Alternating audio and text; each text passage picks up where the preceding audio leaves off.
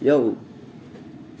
Ngayon guys ay gagawa tayo ng biyosa. Ito po yung itsura niya pag natapos na. Ngayon ituturo ko sa inyo kung paano siya gawin. First step, kailangan lang natin gumawa ng wrapper. Yan. Para siyang sa siomai. Lalagyan nyo lang ng karne. Yan, templado na yan. Yan. Tansya-tansya lang para pag sinara mo, hindi siya mahirap isara.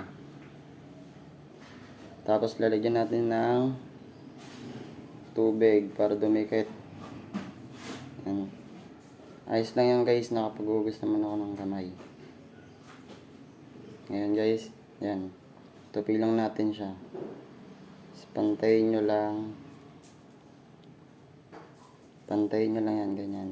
Para siyang yung empanada. Pero syempre guys, para mas makita nyo maayos, ilalapag natin siya rito sa malinis na sayeg. Yan. Yan. Slicing board to. Ayan guys, ayan. Step. Tinupi ko lang siya. Pero kailangan natin 3 tope. Yan guys. Medyo kasi, mahirap ilapit kasi kailangan siyang ilapag.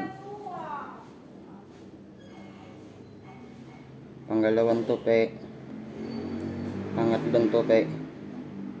Yan guys, ayun yung pangatlong tope niya. So, yung pinakang dulo ito guys, ayan. Kailangan nyo siyang isara.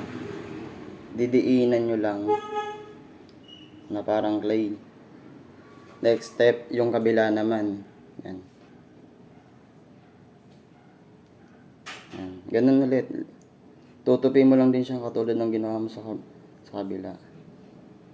Yan. Pangalawang tope. Pangatlong tope. Yan guys, yan yung pangatlong tope. Ngayon, yung pinakang kanto niya, itong may butas. Tutupi mo lang siya ng ganyan. Halos ganyan din yung ginawa ko sa 3 tope.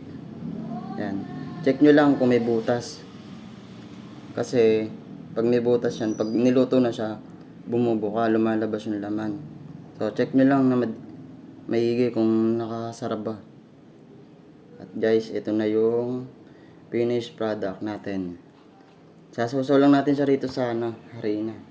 Para hindi dumikit sa plato. Ayan guys, may na. Ito na yung finished product. Ayan guys.